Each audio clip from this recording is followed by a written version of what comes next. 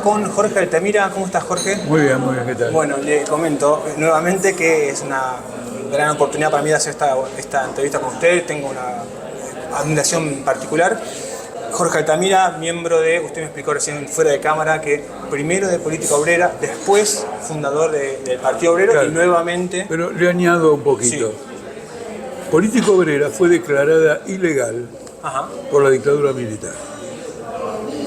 De manera que cuando convoca elecciones la propia dictadura militar para octubre de 1983, nosotros no podemos concurrir. Claro. Porque somos un partido ilegal. Nuestra preocupación era concurrir y no claudicar en el nombre. Bien. Entonces, la maniobra que hicimos fue pasar de Política Obrera a Partido Obrero. Entonces, cuando éramos Política Obrera, la gente nos decía, ahí vienen los del PO. Ahí vienen los del PO. Y cuando pasamos al Partido Obrero, ahí vienen los del PO. Muy bien, fue una buena estrategia, hay que admitir. No, pero quiero mostrar la importancia que para nosotros tuvo al ingresar al periodo constitucional la continuidad, la trayectoria. Porque lo que hace revolucionar un partido es realmente que defienda su trayectoria. Para nosotros eso de que me actualizo todos los días y cuando se usa corbata y cuando la moda es sacarse la corbata. No, nosotros queríamos preservar y en un periodo democrático queríamos reivindicar nuestro lugar en la lucha contra la dictadura. Me parece que eso fue muy importante y sacábamos un periódico que se llamaba Política Obrera y entonces sacamos otro que se llamaba Prensa Obrera. Con lo cual uno que quisiera estar con el PO leía el periódico del PO. El que observó todo esto fue el corresponsal de la Folia de San Pablo, que escribió un artículo sobre las elecciones argentinas diciendo, bueno, Política Obrera va de esta, y él subrayó la continuidad. Bien. Hecha esta breve contextualización y explicación de los nombres, les voy a comenzar preguntando sobre el gobierno de Milei. Para empezar, me interesaría saber, teniendo en cuenta desde la restitución de la democracia en el año 86 hasta ahora, ¿qué evaluación hace el gobierno de Javier Milei en comparación con el resto? ¿Es el peor, es el momento más difícil que tiene la democracia? A mí me parece que lo significativo es que es un gobierno que potencialmente quiere liquidar el sistema democrático. Eso lo distingue de los demás gobiernos. Esto no pasó antes, ¿no? No pasó antes. No pasó antes. ¿Qué gobierno constitucional anterior uno le puede encontrar un perfil de querer sabotear el sistema democrático? Uno podría decir que ciertas tentativas de Alfonsín podían indicar eso, pero de ninguna manera. Fueron ataques desesperados de Alfonsín. Por ejemplo, cuando vino la hiperinflación, para sacarse su responsabilidad, ordenó la detención de toda la dirección del Partido Obrero. Y yo fui preso y fui detenido en la Casa Rosada cuando fui a hacer frente a las acusaciones que se nos hacían. Entonces fue un escándalo nacional. Durante 7 días la prensa solamente hablaba de eso. ¿Pero eso qué quería decir? ¿Que Alfonsín quería instalar un sistema autoritario? No. Eso quería decir que era un gobierno acabado. Exactamente. Que no sabía cómo actuar. En el mismo orden de cosas, quiero aprovechar, está la conducta de él frente al asalto al cuartel de la Tablada. ¿Por qué? Porque ese asalto al cuartel de la Tablada era una aventura sin destino ni futuro. Y lo que había que hacer es llamar, como se hace siempre, al sacerdote del pueblo, con una bandera blanca, y decirle, mira muchachos, ríndanse, porque este es un cuartel del ejército, y el ejército quiere recuperar el cuartel. Cualquier intento que hayan tenido los asaltantes, en ese sentido, el gobierno lo desoyó, el de Alfonsín, y ordenó una masacre. El hecho de que un grupo de aventureros ataque un cuartel del ejército no significa que nosotros vamos a apoyar una masacre. Especialmente cuando está cantado que se arregla de otra manera. Por lo tanto, quiero registrar estas cosas porque se van acumulando. Alfonsín, para detenerme a mí, al Comité Nacional, declaró el estado de sitio sin aval del Congreso. Claro. Y ya lo había hecho en 1987, en otra ocasión. Como lo recordó en una sesión del Parlamento Moró, ¿cómo es su primer nombre? Moró. Leopoldo Moró, el único que estuvo en contra del estado de sitio fue Altamira. Porque es un decreto que abole o suspende las garantías constitucionales. Y si los que él quería meter preso por atentar a la democracia era correcto, con el estado de sitio hacía lo contrario, porque el estado de sitio te autoriza solamente a detener a una persona sin aval judicial 30 días. Yo, si el tipo es un autoritario que atenta contra la democracia, lo mando a la justicia y no sale a los 30 días. ¿Me entiendes? Sí, sí, sí. Entonces quiero señalar esto para ser muy objetivo, porque estoy dando hechos. Milei potencialmente, Victoria Villarroel, son potencialmente enemigos de la democracia. ¿Cómo lo muestro? En las Twitter y en todas las maneras de las redes hablan de exterminar a la izquierda. Sí. Bueno, eso es una posición fascista. Por ejemplo, yo que soy de izquierda, no pretendo exterminar a la derecha. La superaremos políticamente. Al cambiar el régimen social y abrir una perspectiva a los trabajadores, la sociedad va a decir que se metan a la derecha en donde sea. Va a quedar superada por esa. Es decir, cambiar un régimen social no es una posición de exterminio del adversario. Exactamente. Bueno, él proclama el exterminio del adversario. Eso es una posición fascista. ¿Podrá avanzar en esto? Difícil. Pero como demócrata, pongo todo los parlantes, porque la condición del socialismo es que los trabajadores puedan deliberar, vivir la experiencia del capitalismo y sacar conclusiones, y no que se les prive de esa posibilidad mediante un régimen autoritario. Bien, Jorge, voy a aprovechar para preguntarle algo muy fresco, muy reciente, que es el escándalo que sucedió, que se destapó ayer con las escuchas. No sé si está al tanto de las denuncias que hacen de Pañuelo exactamente sobre el jefe Karina Milei, que está involucrada y ¿qué piensa? ¿Cómo tiene que terminar esto? Tiene que ir preso. No me cabe ninguna ¿Y qué chances duda. ve de que eso pueda suceder en esta Argentina? No solo sucede en esta Argentina, más grave lo que sucede en Estados Unidos. Porque lo que Milei hizo, que usted está señalando, la mujer, la hermana, etcétera, en Estados Unidos está hecho 20 veces por arriba. Y Trump ha conseguido la complicidad de la Corte. Entonces, ¿por qué digo esto? Porque estamos en este escenario. No es que un loco, un argento, para usar la palabra Sí. de moda, un argento enloquecido, sino que es una línea política. Porque son regímenes que ante el hundimiento de la sociedad capitalista quieren abolir el sistema democrático porque no es el instrumento más cómodo para reprimir las luchas populares.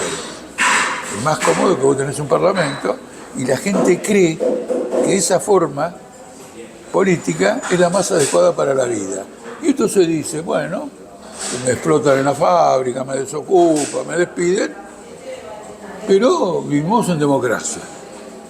A ellos ya no les sirve, por eso Milei gobierna por decreto. Trump emitió 680 órdenes ejecutivas en 6 meses. La orden ejecutiva es un decreto de necesidad de urgencia en Estados Unidos. Hago la comparación porque ilustra mucho cuando se trata de ver el alcance del gobierno en la Argentina.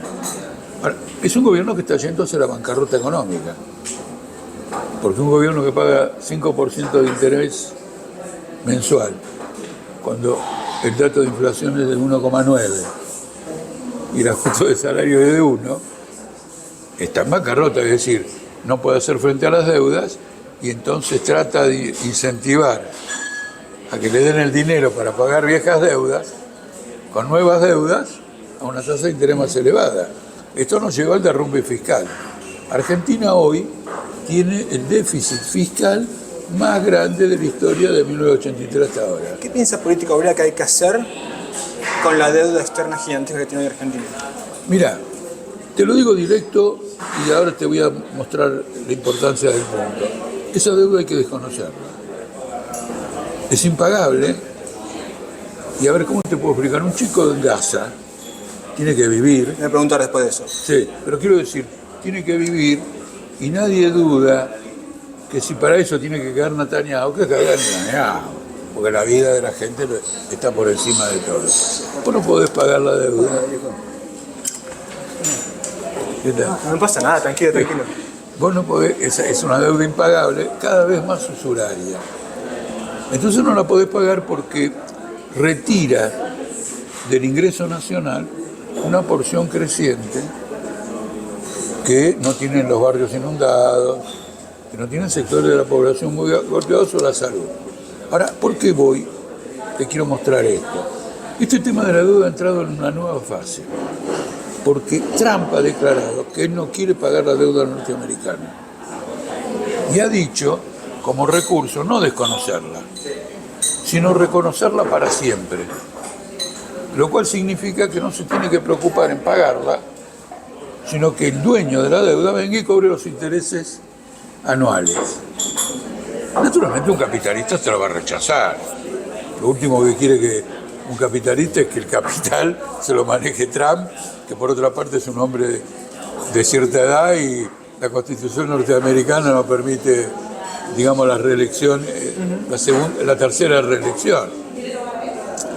Pero con eso ilustró que si hoy él tuviera que operar como busca operar Milei, el sistema financiero norteamericano se cae. Y si se cae el dólar. Y entonces tenemos la crisis mundial de aquellas. Entonces, con esto ¿a qué voy? Un marxista de Política Obrera te está explicando este problema, no solo desde el punto de vista de la justicia moral, sino de todos los datos prácticos en juego, cuando a este partido se lo acusa de vivir de ideales, ¿no? De ideales que no existen y no se deberían llamar ideales. Conviven con esa crítica, ¿no? Siempre. Fantasías son las de que se puede pagar esa deuda, eso hay que terminarlo. Porque vos pensás que con esta deuda, la ex canciller Mondino dice, no, Altamira es falaz, porque no estamos pagando la deuda. Y no está equivocada, porque no está pagando nada, está pagando intereses. Y si puede, está tratando de renovar, no pagar los intereses. Como diciendo, renuevo, y no pago nunca. Falsa. En la medida en que la deuda crece, porque la renuevo, el poder de los intereses que tienen en sus manos esa deuda se acrecienta enormemente y procura que el Estado ajuste su economía al sostenimiento de la deuda. Entonces viene la motosierra. Exactamente. Quiere decir que el concepto de la deuda no es simplemente el concepto de cualquier ciudadano que toma un crédito en un banco para hacerse la casa. Nunca se me ocurriría decirle que no se la devuelva. Claro. Porque entonces estamos en la joda. Estamos hablando de cosas serias, no del trato cotidiano. Por otra parte, este país no está endeudado, no se endeudó para hacer ninguna casa. No, tal cual. Porque la contrapartida de la deuda no es ningún capital ni nada que esté en marcha, al contrario, todo está deteriorado. Esa es nuestra posición. Muy bien, muy clara. No voy a hacer una afirmación, sino le hago una pregunta. ¿Usted coincide con que, con respecto a la sociedad, hay una cierta pasividad, quietud, inacción con respecto a los atropellos de este gobierno? ¿No le parece que estamos un poquito dormidos como sociedad? Ocurre lo siguiente. Lo que usted dice es relativamente innegable. Cualquiera que lo escuche va a decir lo siguiente. Creo que no tenemos la palabra adecuada a la situación. Ajá. ¿Por qué? Porque ese obrero que no reacciona tiene perfectamente claro por qué no reacciona y qué es lo que lo ata. ¿Disciplinamiento? Él se da cuenta que ha quedado entrampada la unidad de la clase obrera en un sistema sindical que trabaja contra él.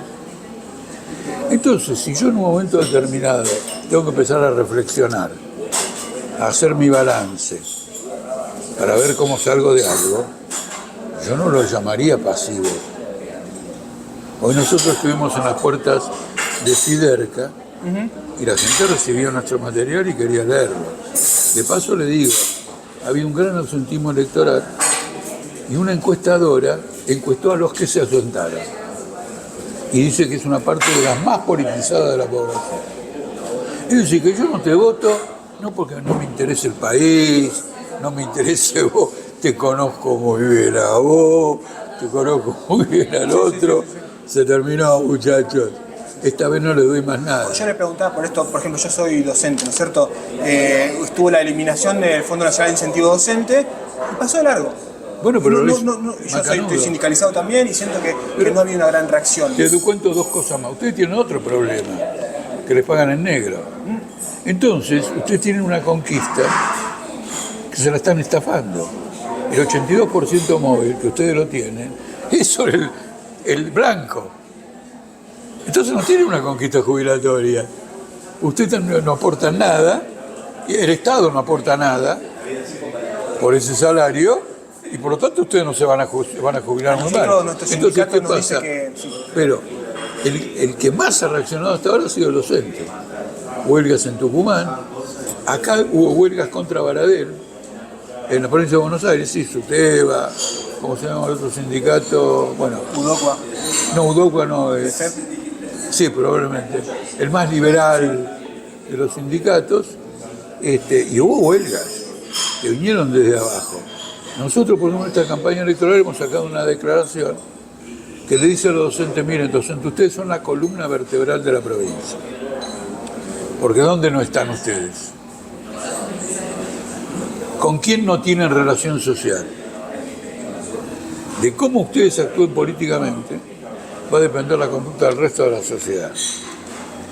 ¿Te das cuenta cómo elaboramos la situación? Sí. Entonces, por circunstancias de este tipo ya hemos pasado. Solo un dato para que quede en la nota.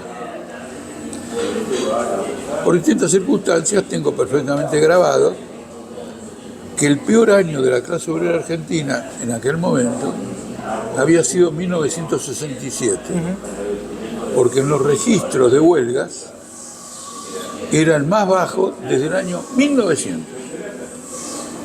Estamos en la lona, Onganía y todo lo demás. En mayo de 1969 se produjo una rebelión popular de proporciones enormes en Córdoba y Rosario, y durante 6 años este era un país completamente movilizado. Para poder frenar esto, el ejército argentino tomó una medida extraordinaria. Volvé Perón. Extraordinaria. Porque lo había, como se dice, privado de los derechos políticos de por vida, como ahora este fallo de la Corte con Cristina Kirchner. Y al tipo que vos le privaste de los derechos políticos por vida, exiliado, machista, lo hizo volver. Quemó el capital político del peronismo para salvar esta rebelión. En general, estos periodos intermedios son el fermento de otra cosa. Lo mismo pasó bajo Menem. Bajo Menem, de 1986-87, son bajos en la clase obrera. En cambio, en el 2001, especialmente los sectores desocupados, provocan una movilización que acaba con lo que se llamó la Argentinazo. Jorge, en relación con la pregunta anterior, ¿no? Y de paso le cuento, yo aparte docente soy parte de Suteba, y yo no estoy muy contento con esta idea de que nos dicen, ¿no? De que el paro como herramienta de lucha es algo que ya no tiene función, que no hace mella en el gobierno de Milei. Yo le pregunto, ¿cuál es la forma de luchar? ¿Cuál es la forma de lucha que propone la política obrera para mostrar un descontento con la situación que está pasando? Nosotros creemos que ante la completa crisis sindical que hay, es necesario impulsar una autoconvocatoria y una huelga indefinida. Entonces, el concepto de que el paro caducó, es que caducó el paro aislado, el paro en cuotas, que está pensado para desgastar a la gente. Cuando ocurren esas cosas uno tiene que tener cuidado, ser dúctil, porque se dice, rechazo el paro, y dice, bueno, este es un carnero. Pero con ductilidad hay que indicar otro camino, e ir señalándolo, etc. Una cosa que lo he visto en las manifestaciones, y con las manifestaciones los miércoles jubilados, es que cuando hablan de huelga general, se refieren a la huelga indefinida. Naturalmente, 100, 200, 500 mil jubilados no te van a hacer una huelga indefinida, pero ya empieza a laburar en la cabeza. Entonces, el problema de la huelga indefinida es una de las vertientes organizadoras de nuestro programa político. Bien, le quiero preguntar, y esta me interesa a mí particularmente. Yo me defino como peronista, ¿no es cierto? Y siento mucha simpatía y mucha cercanía con las ideas de la izquierda. Quizás por bueno, la formación en la Universidad de Buenos Aires, me siento muy cercano a las ideas de la izquierda. Pero no siento que la izquierda, en general, los partidos como Política Obrera, los que integran el Frente Izquierda, hacen como un gran esfuerzo para mantener esa misma distancia, a la misma lejanía, tanto del peronismo como del liberalismo encarnado en Milei. ¿Cuál es su perspectiva del peronismo como fuerza política? ¿Usted quiere mantenerse lejos? Yo se lo digo así en sencillo, después usted me replica y puedo mejorarlo, ¿no? Yo creo que el Fito es una colateral del peronismo. Ok. Porque cuando usted ve la actuación en el Congreso, es el segundo violín de lo que decide la bancada justicialista. Me han dicho que Bregman es muy K. ¿Usted coincide con eso? Bueno, por ejemplo, quiero decir, y es más, que yo lo opine es menos importante que ya esté en la calle. Claro. Porque por una maniobra que tiene que ver con el tema Libra, el Fito aceptó formar un interbloque con el peronismo, que se llama Frente de Izquierda Nacional y Popular. Lo leí en su Twitter. Claro. Yo lo que quiero decir es lo siguiente: si vos estás ante una perspectiva tan crítica del país y del mundo, y tenés que proyectar una salida obrera, tenés que cuidar las etiquetas. Porque si no, sos el violín de izquierda de un rescate político. En un importante artículo que escribió un compañero nuestro ayer, él lo demuestra fehacientemente, que el FITU se prepara para hacer un rescate político. Mucha gente se ofende. ¿Por qué se ofende? Porque dice, no, pero Pepe no va a hacer una cosa así. No es un problema de Pepe, es un problema de compromisos y encerronas políticas. Todos los partidos socialistas terminaron apoyando gobiernos burgueses. No pensaban antes que iban a apoyar a gobiernos burgueses. Estalla una guerra, estalla esto, estalla lo otro, hay que definir un campo, entonces dicen, no, la prioridad es tal o cual. Pero me refería más concreto a esto de... Entonces lo que quiero decir que el verdadero problema, bueno, acá tenemos una crisis, no vamos a comulgar con ellos en este punto en nada, porque no queremos que la clase obrera haga de segundo violín del furgón de cola de operaciones de rescate que ahora son inevitables, como lo demostró el Congreso ayer. Los partidarios de la motosierra le voltearon vetos. ¡Ojo! Hay un cambio, Puyaro, el otro están tratando de ver cómo rearman ante algo que se cae. Nosotros lo hemos advertido antes que ellos. Entonces estamos cómodos en mostrar cómo se van alineando los distintos sectores. Lo nuestro puede parecer una tarea gigantesca. Bueno, por supuesto, es cambiar el mundo, o empezar un poquito, digamos, a cambiar el mundo. Pero la barrera que nos distingue del FITU es infrancable. Y no se trata de tercera posición. Voy a dar un ejemplo de que no se trata de tercera posición. Estamos en contra de la condena de Cristina Kirchner. Está en contra. Estamos en contra. Estamos en contra del golpe estamos en contra. Están en contra de que si queremos ocupar el primer lugar para derrotarlo. No estoy diciendo, no, este es peronista, el otro. No. Lo que no queremos es ir atrás de nadie. Entiendo. En la lucha con el enemigo, que vos dirías el principal, nosotros queremos que la clase obrera lo encabece, y no que vaya detrás, porque el que va al frente le va a confiscar la victoria. Entiendo. Bueno, ahora pasemos lo que le dije, que le iba a tocar el tema de política internacional con respecto a lo que sucede en Palestina, ¿no? El genocidio en Palestina. yo estuve leyendo, siempre leo, pero hoy estuve particularmente leyendo su Twitter y hay un montón de publicaciones con respecto al tema. Lo que está sucediendo en Palestina, que es un horror, que es un genocidio a cielo abierto. Yo tuve la oportunidad de estar no en Gaza, pero sí en Cisjordania, y ya ahí es espeluznante lo que se ve. Es un tema que, dadas las urgencias que tenemos los argentinos, la clase trabajadora argentina, tenemos problemas de empleo, las cosas están muy caras, problemas de todo tipo. Es un tema que tiene que estar en agenda de los argentinos, o dado las urgencias que tenemos, queda en segundo plano y está bien encasillada. ¿Qué piensas? ¿Qué lugar merece ocupar? Mira, te voy a abreviar la respuesta. Sí. Te la voy a abreviar, porque la pregunta encierra varias cuestiones. Netanyahu ocupa hasta 2027 la presidencia de Argentina. Te la hago cortita. Va a venir al final porque lo podían meter preso, no en Argentina seguramente. Macanudo. Pero quiero decirte, el hecho de que pueda venir Netanyahu acá, esta es mi respuesta, digamos, para hacerte la corta.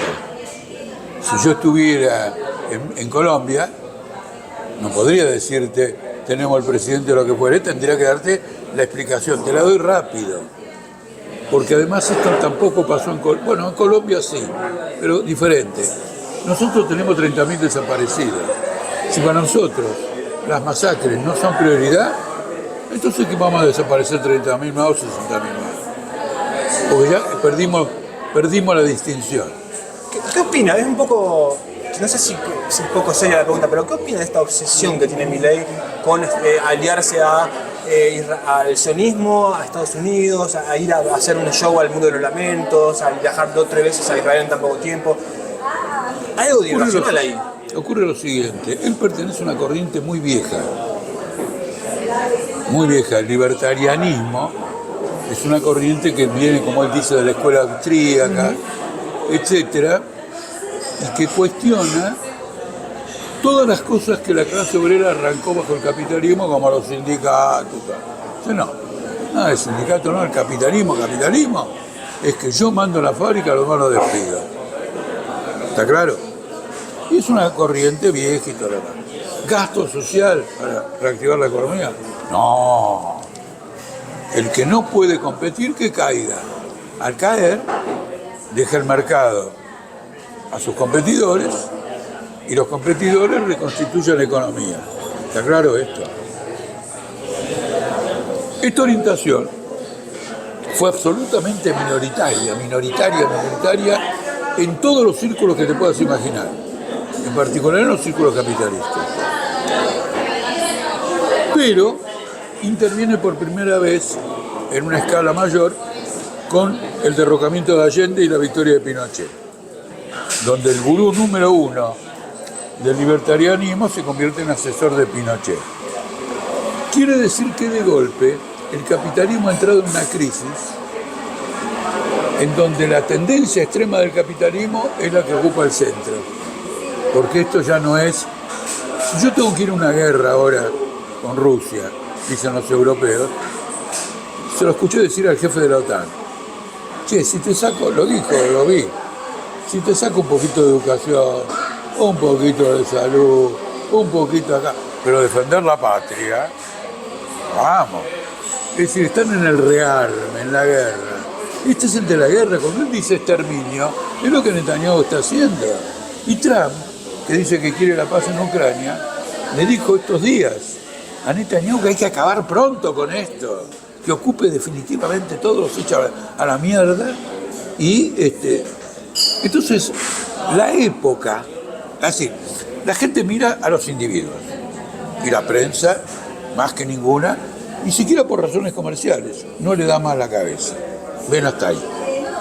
Además, lo otro, uy, mirá, me fracasé, el otro ganó el éxito. Miremos la totalidad. Prospera una corriente extrema, derechista, de características fascistas, porque el capitalismo tiene agotadas las salidas. Ahora, el capitalismo, que ya vivió lo de Hitler, les tiene la rienda corta. Y cuando Trump le da el golpe de Estado a Biden, le dice al ejército norteamericano que Biden, no Trump. ¿Se entiende o no? No estamos en condiciones de respaldar un régimen golpista en Argentina. Cuando Bolsonaro le hace el golpe a Lula, ahí tienes un caso que nosotros decimos abajo el golpe de Bolsonaro, y no estamos diciendo ni Lula ni Bolsonaro. Pero cuidado, insisto en esto, no decir, el hecho de que no digamos Lula ni Bolsonaro no quiere decir que estemos con Lula y Bolsonaro, quiere decir que queremos estar al frente de la lucha contra el golpe de Bolsonaro. Y si lo derrotamos Bolsonaro, los obreros reunimos las condiciones de poder para superar a Lula, que ha hecho una tremenda alianza con la derecha. Entonces te digo lo siguiente, tiene que ver con la época, que es una época de guerras, que nuestra generación creyó que no la iba a ver. Nacimos al final de la Segunda Guerra y creímos que otra cosa con el FIT. Para el FIT no hay una guerra mundial. Y no explican a Milei como te lo explico yo. Para ellos son guerras locales. Guerra local hubo siempre. Bueno, hay una en Ucrania, otra acá. Altamira se enloquece con todo esto. No ven el conjunto y entonces cree que Milei es un gobierno que engaña al pueblo. Claro. No engaña al pueblo. Gobierna por decreto, hace agitación fascista cuando habla de exterminio.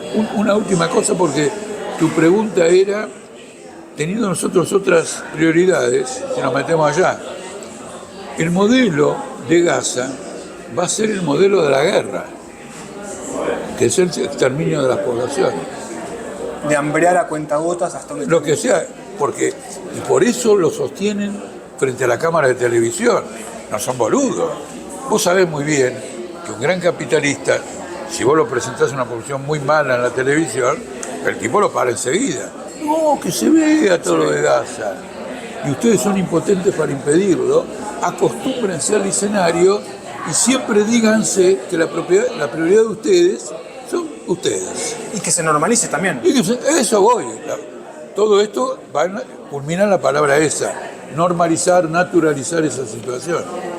Entonces vos te das cuenta que tenemos una visión más profunda, y esa visión más profunda no nos impide que estemos luchando por las concejalas en Campana, porque el edificio se construye con los distintos materiales que te va armando la realidad.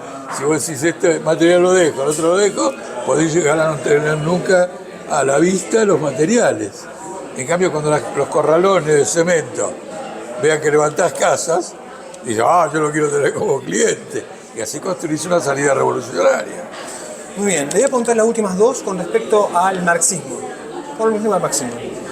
Hay una crítica de que algunos fenómenos actuales de los tiempos que corren, le hace globalización digital, inteligencia artificial, el trabajo de las plataformas, para los cuales el marxismo es una crítica, yo no creo, pero digo, le saco la crítica, para los cuales el marxismo como atisbo de respuesta quedó obsoleto. ¿Qué tiene para decir? ¿Está el marxismo en condiciones de dar respuesta a estas nuevas situaciones que se están dando? El marxismo parte de una premisa tan elemental que si alguien simplemente se preocupara por ella, vería que todo esto es un verso. Porque la premisa del socialismo es un gran desarrollo de la fuerza productiva. Una sociedad de escaseces tiene que organizar el reparto. Y organizar el reparto, alguien se queda con la parte del reparto. Y viene la burocracia, y después la burocracia se hace capitalista. Entonces, que tengamos inteligencia artificial quiere decir que podemos laborar 2 horas. Que trabajen los robots. ¿Entendés? La robótica, etc. Parte de una premisa equivocada. Es tan equivocada la premisa que esta noche vos podés tener la prueba. Esta noche. Lee el primer texto de Marx. Digamos, que compendia su idea, porque él tiene otros anteriores. El Manifiesto Comunista. En el Manifiesto Comunista, al principio, puede ser 3-4 páginas, él habla de este tema. Cuando uno pensaría que no, si lo tocara eventualmente tendrá que ser al final. Él comprendió rápidamente que lo que estaba empezando con el capitalismo no tenía límites. Entonces a lo mejor no sabía si la inteligencia artificial no se fue a detener en los detalles, pero que no tenía límites. Y por lo tanto, pues, y esos límites eran los límites del capitalismo. Es decir, cuando desarrolle todo esto se va a dar cuenta que todo lo que está desarrollando va en contra de él. Claro, exactamente. Porque mira, te voy a contar una cosa que tuve en una discusión el otro día. Hay una cosa que es difícil explicar, si uno siguiera un criterio muy ortodoxo, que es el siguiente. Con el elevadísimo crecimiento de la productividad de trabajo, ¿por qué no le podemos pagar 2 millones de pesos a un jubilado como mínimo? Y en Estados Unidos otro y todo lo demás. ¿Por qué los capitalistas no lo ven? Hoy yo le decía, Somisa producía 2.000 toneladas con 14.000 dólares. Este produce como 30.000 toneladas con 800 dólares. Mirá qué crecimiento de la producción. Y en lugar de emancipar a los trabajadores, todas estas cosas, darles más libertad, mejor prosperidad, han perdido poder adquisitivo. Y se les exige que sean un robot, que trabajen al ritmo de un robot. Están usando el robot, vos tenés que alcanzar ese ritmo. ¿Está claro? ¿Cuál es la explicación? La explicación es que con el incremento de la productividad del trabajo, el valor de la producción cae. Y el capitalismo disimula el decrecimiento del valor porque en poco tiempo. A ver, si me lleva un día a hacer una máquina tiene un valor. Si me lleva 10 minutos tiene otro valor. Exactamente. Menor valor. Entonces, ¿cómo me salvo? Si antes hacía una máquina en un día, ahora hago 10, y aunque cada una vale la 10ª parte de la anterior, al hacer 10, pero eso tiene un límite en el consumo de las masas. Exactamente. Entonces, la ley que rige el capitalismo se está extinguiendo. Y el capitalismo siente que su tasa de beneficio disminuye. Claro. Entonces, hace una ofensiva desesperada, porque en medio de este jolgorio de productividad, solamente puede sobrevivir si somete a una explotación directa más intensa del trabajador. Exactamente. Con lo cual el marxismo tiene esta característica. Otra cosa más. ¿En qué se utiliza la inteligencia artificial? En el bombardeo a Gaza. Sí. Y en algunas cosas de información, todavía no en la producción. Cuando se empieza a aplicar en la producción, bueno, mucho antes de eso, pero como estamos hablando del tema, va a estallar una crisis de sobreproducción. Esto se va a acelerar, claro, lo que está describiendo usted. Eso es indudable. Y con esto ya cerramos, después le voy a hacer una punta más sobre Campana, pero con el respecto al marxismo, se discute mucho de por qué las ideas de la libertad pegaron tanto en los jóvenes, ¿no es cierto? Que el voto joven, y hay mucha juventud que abrazó, por alguna razón increíble, estas ideas liberales, ¿no? Que es difícil de entender porque todos los grandes desastres que han tenido nuestra historia como país han sucedido en doctrinas liberales, ¿no? Ese boom que tuvieron las ideas liberales, ¿cómo puede tener el ideario marxista puede calar hondo en las juventudes hoy? ¿Hay una forma de que cale hondo, de que las abracen con la misma intensidad? Pasa lo siguiente, ya ha calado hondo varias veces. Por ejemplo, el Partido Obrero dirigía la fuga.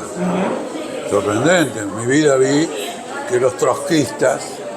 Pero fuera del ámbito académico. Bueno, pero te quiero decir algo. Sí. Las ideas de derecha que han conmovido a las masas son numerosas.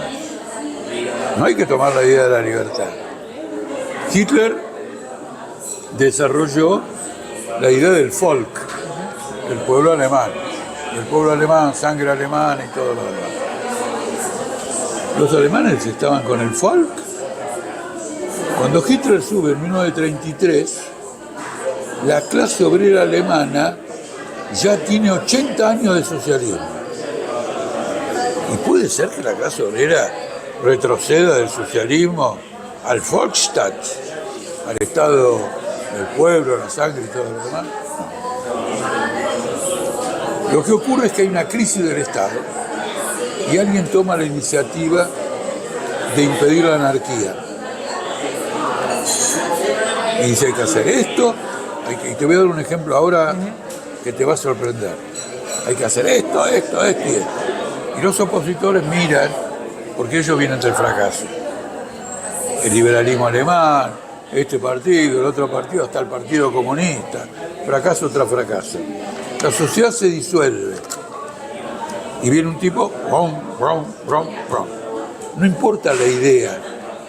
Lo que importa es que él va a reunir a la sociedad.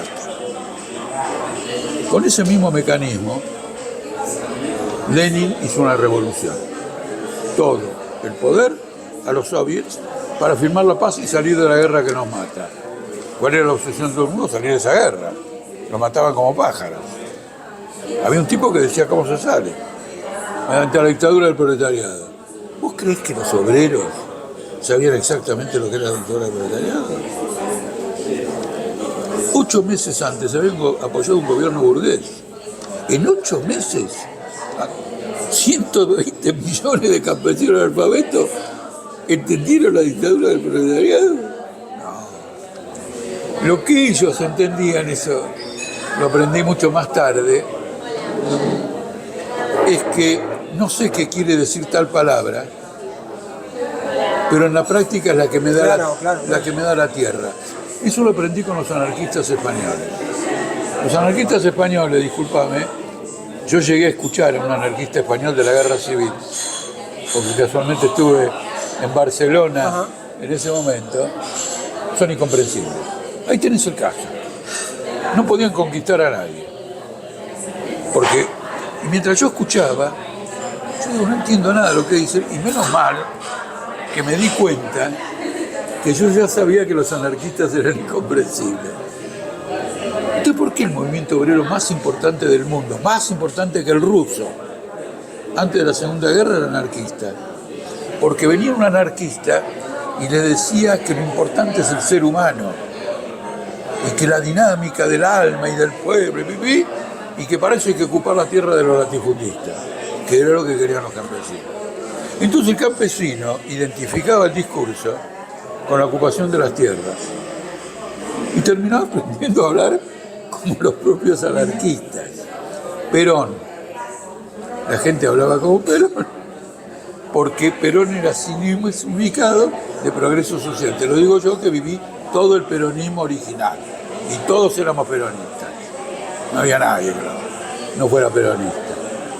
Entonces, lo que vino Milei con eso del déficit fiscal, dijo, yo voy a poner orden. Las calles las libero. Déficit fiscal no sé lo que es. Pero él, que quiere el déficit fiscal, quiere liberar las calles, quiere el orden, quiero que esto deje de ser un caos, tirar abajo esto, tirar abajo lo otro. ¿Qué decían los demás? Nada. Y el Estado se disolvía, no era solo la hiperinflación, se disolvía el aparato del Estado. La izquierda no entendió nada de todo esto. La izquierda en general no entendió nada. Nada, porque vos la ves en su discurso todo el día viendo a ver cómo corrigen algo. Y no tiene ese discurso amplio que según ella te aleja de las masas. Y viene un tipo cualquiera, sin ningún apoyo popular, hizo lo contrario. ¿Qué es lo que más desea un boliviano hoy? ¿Qué es lo que más desea un boliviano? ¿Qué es lo que más desea? Gran pregunta. Por favor, FMI, apiádate de Bolivia y volvé. Y alguien va a decirlo, estos derechistas. Porque se va a terminar la falta de gasolina, esto, lo otro. Otras cosas van a pasar malas, un montón de cosas malas. Pero frente al caos que hay, el FMI es la única reflejo mental de orden. El más, desorden total. El único reflejo mental de orden. Claro, se matan entre ellos y todo lo demás. ¿Qué pensaba un obrero ruso? Hace 8 meses que hicimos la revolución y ningún puto partido pudo parar la guerra. Y había un loco que decía: yo la guerra la paro en un minuto. Pero necesitó la dictadura del proletariado, todo el poder a los soviets. En un día toman el poder y el primer decreto, como el de Milei fue la devaluación, el primer decreto es: Rusia se retira de la guerra mundial. Y entre los decretos que salen los primeros días, legalidad de la homosexualidad. Entonces, mira, para concluir, una vez un tipo del Partido Comunista me cuestionó una conferencia que yo di en Luz y Fuerza de Córdoba, diciendo que en Rusia era diferente a la Argentina. Era un país súper oprimido, y entonces era fácil la revolución. En Argentina no. Y yo le dije: mirá, querido, la más difícil de todas era la Rusia. Y le dije: ¿por qué? La Rusia tiene un carácter maravilloso en esto que te voy a decir yo ahora. En el pueblo más religioso del mundo, las masas fueron liberadas por un partido ateo. En el país más nacionalista, porque había nacionalismo musulmán, ¿viste? Tenía muchas naciones, la liberación nacional la hizo un partido internacionalista. En un país de analfabetos, la revolución la dirigió un grupo de intelectuales. Y en un país de campesinos, la clase obrera. Esta dialéctica es fabulosa porque te demuestra que el programa no es una entelequia, sino es la refracción de lo que está profundo en las masas y que hasta a las propias masas se le escapa. Lo entrevé, pero claro, hay tanta opresión y qué sé yo, que le parece que no es realizable. Pero este ejemplo de toda esta contradicción, internacionalismo, nacionalismo, religión, ateo, obrero, campesino, tengo más para contrastar. Es decir, el pueblo ruso era lo contrario del partido bolchevique. Sí. Y sin embargo, el partido bolchevique era el único que había entendido al pueblo ruso. Última, sobre Campana. Tenemos a Analía Reynoso, que va a ser primera candidata a concejal. Por una combinación de lo que usted percibe, porque ha visitado Campana, porque es argentino y es político y demás, y por lo que le han contado, ¿cómo ve la situación en Campana? Por de pronto es muy mala porque ya me empecé a sentir mal por la contaminación. Es notable, ¿eh? Es notable. Es llegar y el que no viene siempre nos dice lo mismo. Sí. En el único lugar que me siento peor que en Campana, bueno, puede ser que en otro lugar también, es en el departamento de San Lorenzo, en Santa Fe. Ajá. Donde están todas las fábricas químicas. Respiratoriamente habla, ¿no? No, además ya acercándome siento un olor absolutamente espantoso. Yo te quiero decir lo siguiente: nosotros tenemos una gran cantidad. ¿Y qué percibió en Tenaris también que eso? Por eso. Nuestra compañera tendría que ser la intendente de Campana sin ninguna duda. Ella en otras elecciones, en conversaciones, discusiones y todo lo demás, me deslumbró con su conocimiento de su terruño. ¿No es cierto? La tiene que votar a ella. Pero no tenemos los medios, los recursos para que una cosa así se difunda o que haya una constancia de experiencia, pero tenemos una lista de lujo. ¿Y la recepción del obrero en Tenaris cómo fue ante las propuestas de ustedes? No, está bien porque no venimos, estamos viniendo. Y todos los compañeros me dijeron que cuando vienen, la gente les dice que se pueden venir una vez por semana. Claro. Entonces yo le dije: bueno, si ustedes, porque acá todo labura, lo nuestro, si no pueden venir una vez por semana, cada 15 días. Me quedé hablando con algunos obreros, la situación es muy mala. Y ellos tienen conciencia. Sería muy bueno mantener todo. Para nosotros, te lo digo francamente, Asinda, Siderca, Siderar, Toyota son prioridades. Bueno, Jorge, si es por mí me quedaría 2 horas más hablando, es maravilloso escucharlo. Pero casi ni hablamos por un conflicto de bares. Sí, es verdad, pero yo iba a hacer lo que hiciera falta para hablar con usted. Le agradezco mucho el tiempo, es un placer enorme y bueno, en unos días vamos a terminar de editar las 2 cámaras y vamos a publicar la nota. Le agradezco muchísimo. Claro, muchísimas gracias.